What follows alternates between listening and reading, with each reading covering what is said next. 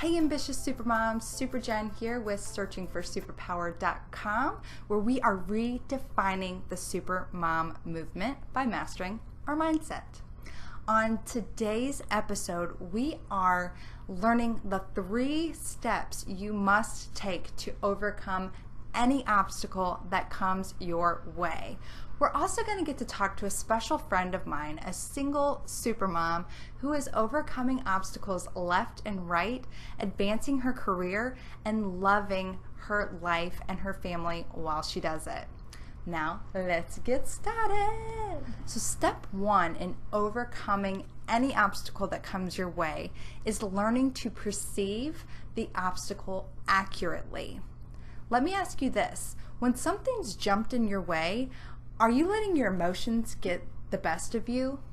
Sometimes when we're angry or we're stressed or we're frustrated, we are unable to actually see what's going on.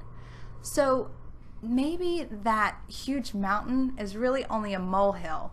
If you can just get your emotions in check and look at it objectively, how bad is this obstacle? Step 2 is to act intelligently.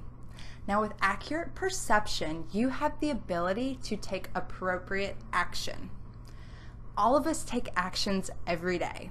We get up, we feed the kids, we send them off to school, we choose what we're going to wear, all kinds of actions, right? But even lying on the couch and choosing to watch TV is a course of action. May not be the best course of action, but it is a course of action. However, very few of us actually take intelligent action. Intelligent action consists of actions that are most likely to lead to success. These are things like going for that run every day, or making sure you make a deadline on a project.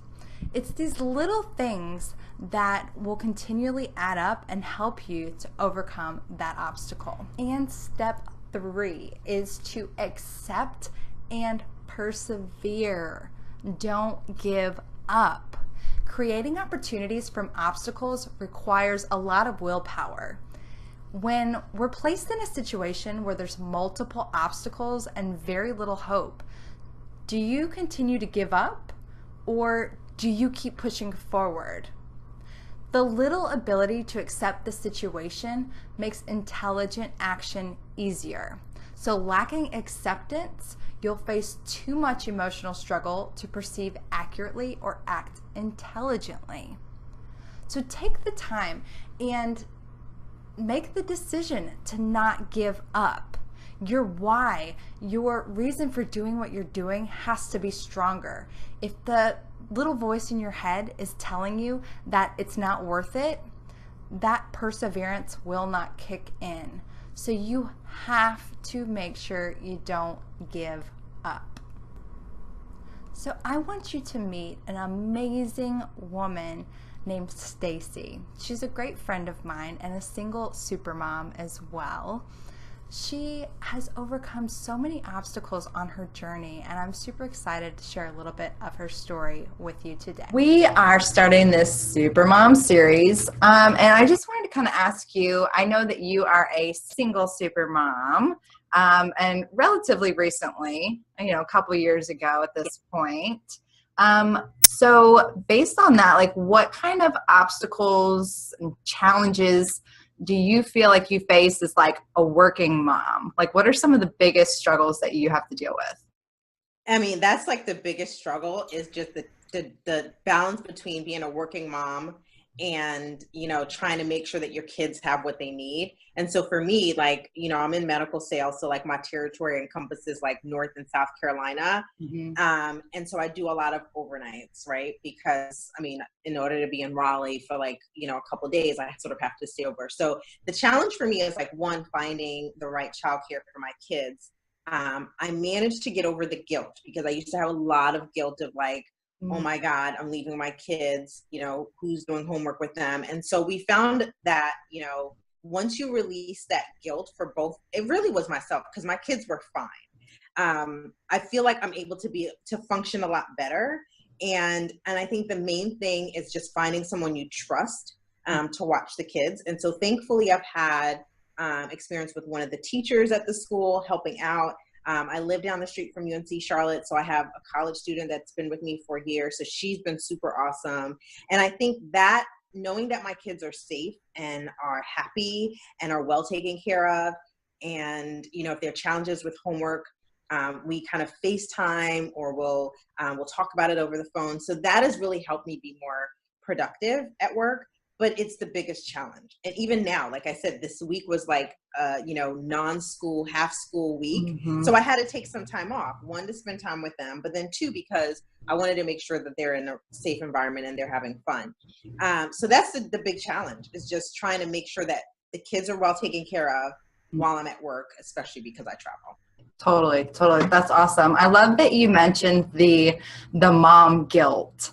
Yeah. I feel like that is one of those unspoken things that a lot of working women, especially as we try to advance our career or, you know, just make a living and, you know, keep food on the table kind of thing.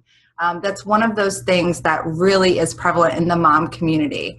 And it's like, we want to be all, and that's great that you've been able to find the help and realize that, you know, it does take a village to raise your kids. It does. As far as your mindset, what kind of things have you used to help tame some of that guilt, other than obviously knowing that, you know, you trust the people that are with your kids? I think for me, it was realizing that the opportunity that I had in front of me was really, one that I couldn't surpass. So I kind of had to say to myself, I'm doing this for the betterment of my family and the betterment of my kids. Mm-hmm. And so I just said, if I hold on to this guilt, then really I'm not going to be productive, because my guilt was so bad. I would have like stress and anxiety and pains in my stomach, and like worried about like, how am I going to manage this? How am I going to, have this large territory and then have these kids? Like, how am I going to do all of this? And a lot of it too was just prayer, because I just said, you know what, God, you gave me these kids, but you also gave me this opportunity. And so I have to trust you, and I can't lean on my own understanding. And once I was able to like really just go through a series of prayers, and just saying, if I have faith and I trust, then this is what faith looks like, right? It's just exercising that faith muscle to say, okay, God, you're going to do it. And even times when like I first got this position, I had no idea who was going to watch my kids, how it was going to look like. Was I going to have a nanny? Was I going to have an au pair? Was I going to have a babysitter? Where do I even look for one? I need one that has a reference. Like, it was all new to me.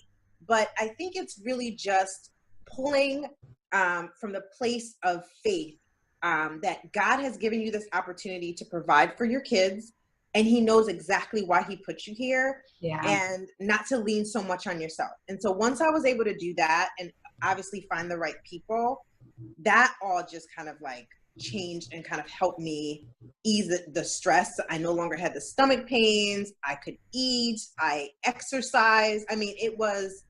It literally was God.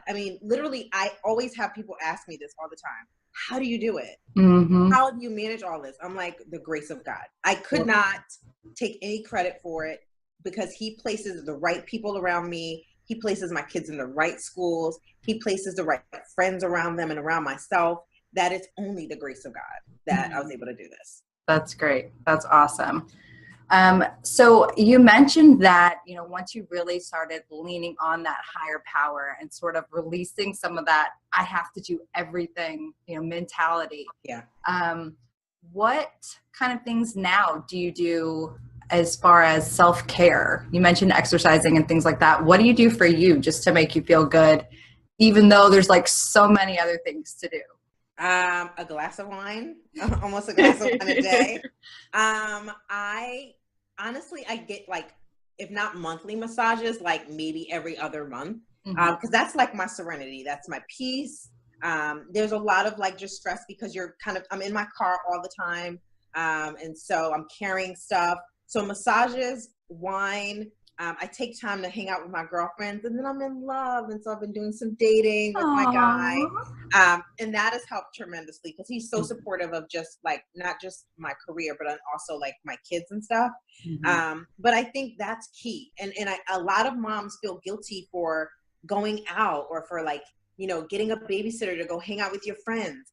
I learned earlier on that if I don't take care of Stacy, then the rest of me is going to fall apart. Then I'm going to have all this frustration built up. I'm going to be screaming at the kids the minute they spill their juice. I'm going to be, you know, just unhappy if I don't like feed me. Watching a movie, just doing things that I love and that require just some alone time. You know, even if it's taking a bath, I do love baths, but it's just really not feeling guilty for taking care of yourself. Because if you don't take care of yourself, from a health perspective too, those things can start to creep up too, because stress is one of the worst things for women, especially with heart disease being so prevalent among women. A lot of it comes from stress, holding on to the guilt, holding on to unforgiveness, holding on to bitterness, especially if you're a single mom and like the dad's not as helpful as you would like him to be. And so those were, thank God, those were things that were deposited in me, and I really learned those early on. So now I know that I have to take care of myself. So I always make sure that I have time for myself. Awesome. So what are some of your next goals? You've accomplished so much, it sounds like, and you've been able to really find a great balance, which is amazing. What are some of the next things in Stacy's world that you'd like to accomplish? Oh my goodness. I think first and foremost is just making sure that my kids are, I think I'm in the place now where I'm trying to find my kids' niche, right? Because they're kind of getting into the sports thing. So I really want to now start to put them in a path of, okay, this is what you're going to be doing. Let's find your strength and let's start to cultivate, because soon my daughter will be in high school, and like she's going into 6, so 3 more years. And so I want to start to sort of get them in, you know, the things that they want to do.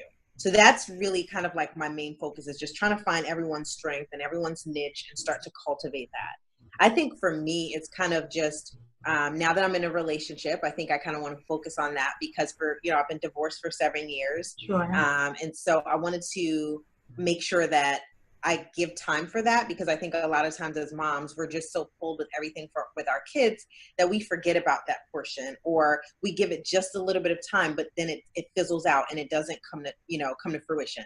So I want to make sure that comes apart, because I think I found the one. And so I think that this is something that can be long-term. And then I think lastly, I've always wanted to write a book. Okay. Yeah. And so I just wanted to kind of get a moment, like whether it's this summer or next summer, to really sit with my thoughts and kind of think about what direction. Do I want to do a book on love after divorce? Do I want to do a book on like balancing, motherhood? Or do I want to do a book on like fashion, because I love fashion? So really putting my thoughts together to see what it is that I want to do. And it's not going to be like a major book, but just, I've always heard people say, you need to write a book, you need to write a book. And so I'm just trying to kind of figure that part out.